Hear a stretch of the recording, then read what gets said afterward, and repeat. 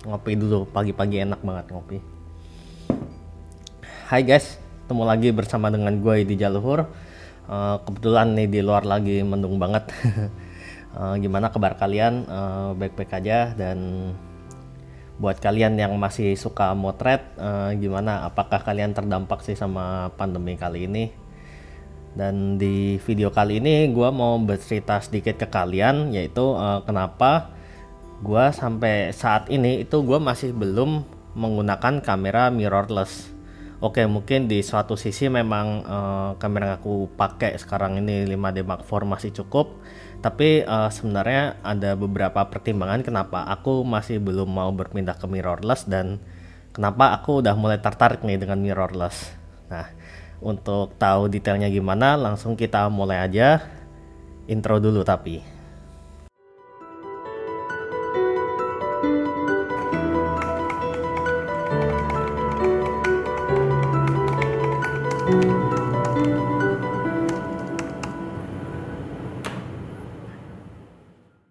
Nah, jadi sebelum mulai video ini, kalian jangan lupa like dan subscribe dulu channel aku. Dan nanti kalau memang videonya bagus atau berguna, kalian bisa bagiin ke teman-teman kalian.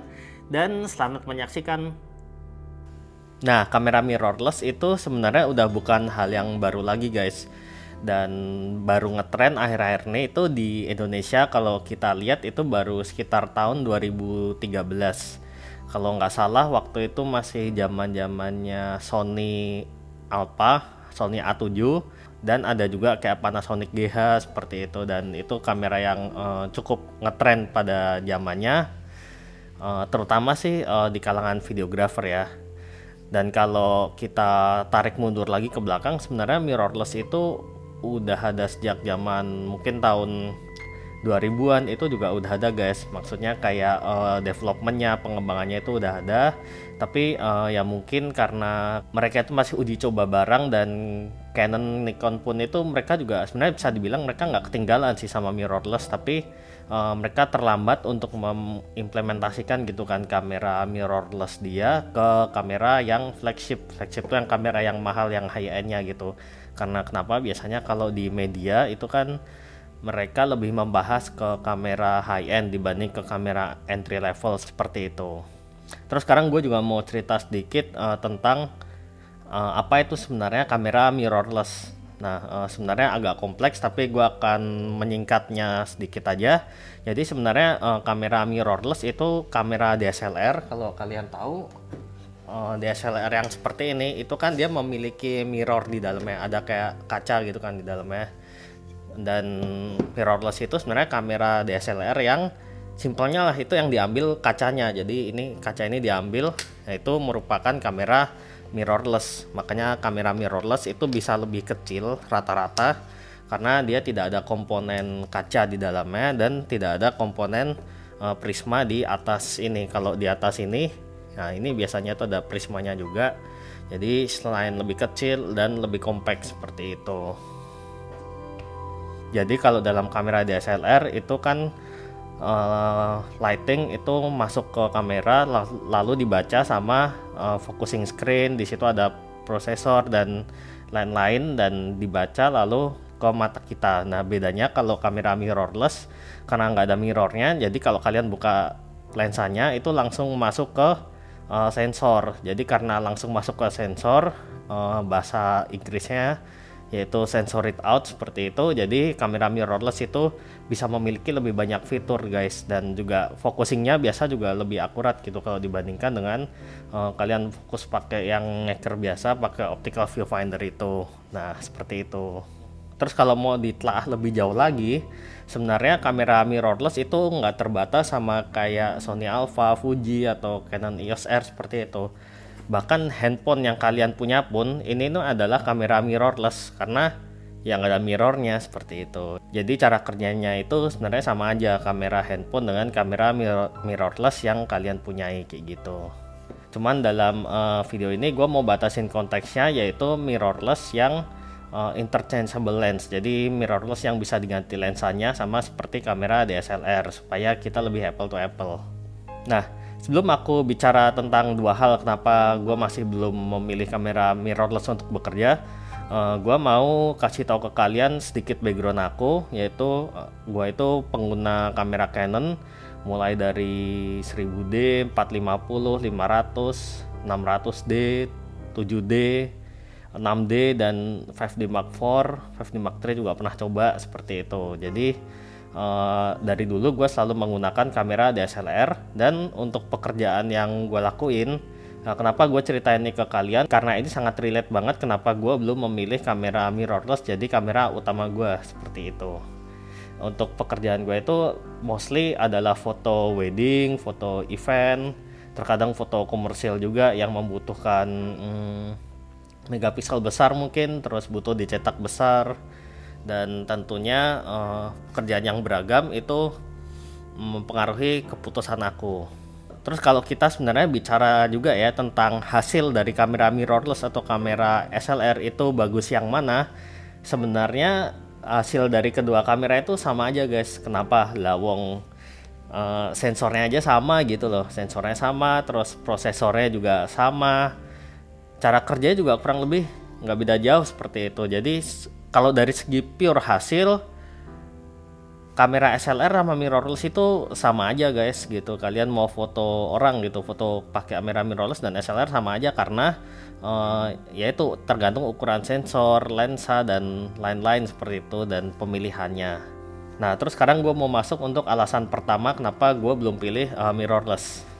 Alasan pertama gue itu adalah sisi ergonomis. Nah ergonomis itu meliputi salah satunya adalah yang penting banget ya buat gua, itu adalah handling. Jadi gimana cara kita memegang kamera seperti ini, dimana letak tangan kita, letak ukuran besarnya gripnya, terus letak dimana jempol aku berada kalau aku pegang secara natural, dan juga telunjuk aku berada di mana seperti itu sebenarnya merupakan sisi ergonomisnya.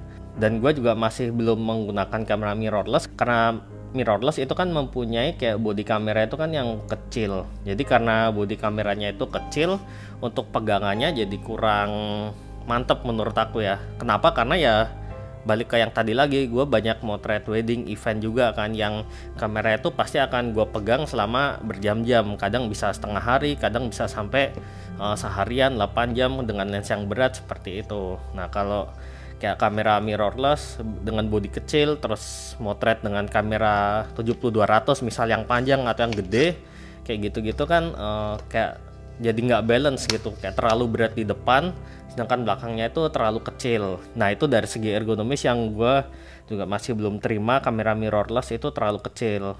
Nah terus selain kamera mirrorless terlalu kecil, juga tombol-tombolnya yang kayak mungkin kayak Sony yang agak awal-awal lah, atau kayak Alpha A7 yang awal itu, atau seperti mungkin Fuji kan juga ada tuh kamera yang awal. Terus bahkan Canon sendiri kan juga ngeluarin tuh EOS M, itu kan M kan dari singkatan mirrorless. Itu bodinya yang kecil, terus kayak kalau kalian lihat misalkan tombol-tombolnya EOS M terus kayak Sony A7 nih, coba aku keluarin gambarnya aja di sini. Itu dengan tombol-tombol yang kecil jadi kayak kurang tactile gitu loh. Jadi kurang tactile itu kayak misalkan gua mau nge-review foto, itu kan gua harus kayak muter-muter gini kan. Nah dengan tombol yang kecil itu kan jadi kayak kurang enak seperti itu.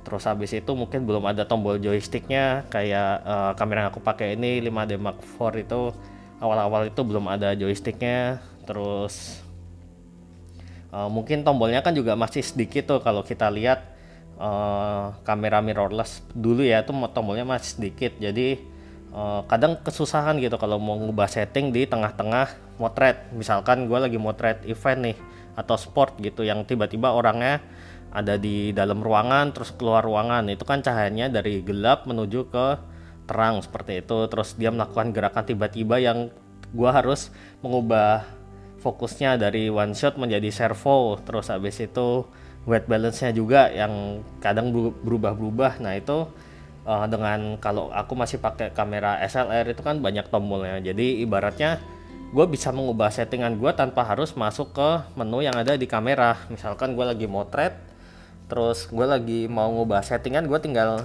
putar-putar aja di sini, putar semua yang ada di sini, krek-krek gitu. Nah itu dia udah akan berubah settingan. Jadi untuk operationnya itu overall lebih cepat. Ini untuk fotografi ya, seperti itu. Nah, tapi memasuki di tahun 2018, 2019, ketika waktu itu Sony itu ngeluarin A73 tuh, gue sempat nyobain A73 punya temen gue gitu. Nah, sebenarnya gue juga udah nyobain tuh sempat A7, A72, tapi waktu itu gue pakai 6D yang ini itu masih jauh lebih kurang menurutku ya. Ini menurut pribadiku untuk motret kurang enak gitu kalau dibandingkan dengan yang A72. Tapi ketika gua cobain A73 itu kan gue lihat kayak body mirrorless itu udah nggak sekecil dulu guys. Kalau kalian lihat, perhatiin deh, mirrorless itu makin lama juga makin gede gitu, dan tombolnya itu juga makin kompleks, udah sama kayak DSLR seperti itu. Dan nah, mulai A73, terus habis itu ada mulai A7R4, sekarang ada EOS R5, terus habis itu kayak Panasonic G9 itu gue juga sempat nyoba punya temen gue itu. Jadi ketika gua nyoba kamera itu udah beda jauh sama kamera mirrorless yang gua coba dulu waktu tahun 2014-an, 2015 seperti itu. Dan bodinya itu udah enak buat dipegang, terus gua mau ngubah operationnya udah lebih gampang gitu dibandingkan dengan kamera mirrorless yang zaman dulu. Jadi mulai tahunnya 2019 lah gua mulai agak mikir gitu loh, oh ini kayaknya buat fotografi kayaknya udah mulai cocok nih kamera mirrorless untuk dihajar gitu setiap hari. Nah, itu adalah alasan yang pertama guys. Panjang banget ya. Terus buat alasan yang kedua yaitu sebenarnya ini gue udah pernah bicara di video-video gue yang sebelumnya, yaitu perihal tentang EVF dan OVF. Jadi kalau sedikit pengetahuan, kalau kalian tahu di kamera Canon 6D ini yang ada, kalau kalian ngeker di sini, ini merupakan optical viewfinder. Jadi bedanya dengan kamera mirrorless itu kalau kalian lihat yang di sini, ini udah bukan cahaya yang asli yang masuk lagi dari sini guys, tapi itu udah kayak ada screen kecil lah, kayak duplikat dari yang ada di sini diduplikat ke dalam sini. Itu namanya EVF. Dan untuk kelebihan EVF dan OVF itu gue udah jelasin juga detailnya di video-video sebelumnya. Tapi kurang lebih kalau OVF seperti ini masih kamera SLR itu tuh tidak ada viewfinder lag. Jadi apa scene yang terjadi di depan kita itu benar-benar 0,00001 detik mungkin kecepatan cahaya itu langsung terbaca oleh mata kita. Jadi tidak ada yang namanya viewfinder lag. Nah, terus untuk kamera mirrorless elektroniknya, dulu kalau gua nyoba di tahun 2013 atau sebelumnya seperti itu lagnya masih jauh banget guys. Jadi kayak udah ngelihat layar aja itu kayak mata sakit. Pertama kan resolusi rendah, kedua viewfinder lag, jadi kadang nggak sampai 30 fps, apalagi kalau malam tuh. Mungkin kalau di handphone nih kalian ngerasain kan, kalau kalian pakai handphone yang agak jadul deh, atau kalian pakai handphone yang nggak mahal gitu, kalau kalian motret malam itu kan kayak gambarnya patah-patah. Nah, kayak gitulah itu yang aku lihat di EVF pada kamera mirrorless zaman dulu. Tapi ya balik lagi kan, tergantung kebutuhan orang itu juga. Kalau misalkan nih gue kayak cuman motret model atau motret family gitu di studio, itu jujur gue tidak membutuhkan OVF atau kecepatan baca yang instan seperti itu. Gue agak lag dikit apa mungkin gue masih nggak masalah gitu. Tapi kalau gue motret konser, event yang ekspresi orang itu kan kadang 0,01 detik bisa berubah seperti itu, dan ketepatan itu tuh sangat mempengaruhi hasil jepretan gue. Dan itulah alasan kenapa gue waktu itu belum memilih mirrorless, karena viewfinder lagnya. Nah, terus sama seperti sebelumnya, mulai pada tahun sekarang ini 2019 gue nyobain viewfindernya di Sony A73, terus EOS R itu gue sempat lihat, dan menurut review orang kayak EOS R5 itu udah bagus banget seperti itu, smooth gitu kan. Itu gue juga mulai mempertimbangkan hal ini guys. Selain memang development kamera ke arah mirrorless, teknologi mirrorless ini menurut aku udah cukup mateng lah bisa dibilang, sejak apalagi di tahun 2020 ini ada EOS R5, A7S3, dan nggak tahu Sony, Canon, Fuji, Nikon mungkin ngeluarin apa lagi kan sekarang banyak itu. Jadi karena teknologi yang udah mateng tersebut, gue sebenarnya udah mulai siap kalau gue memang harus pindah ke kamera mirrorless seperti itu. Nah, tapi ada satu disclaimer lagi nih guys, beda lagi kalau kalian adalah videographer. Kenapa? Karena kalau kalian videographer mungkin ya, kalau gua kayak videographer sejak tahun dulu 2013, 2012 gitu, mungkin gua udah berpindah mirrorless dari zaman dulu guys. Kenapa? Karena ya SLR itu sangat nggak cocok banget buat video dan fokusnya itu juga nggak bagus gitu. Beda dengan mirrorless itu biasanya memiliki fitur autofocus yang udah bagus banget kayak gitu guys. Nah, jadi kalian mau tim SLR atau kalian tim mirrorless, coba kalian komen aja di bawah. Dan jangan lupa like, comment, dan subs kalau kalian suka. Kalian share, bagiin video ini ke teman kalian, dan kita bertemu di lain kesempatan. Dadah.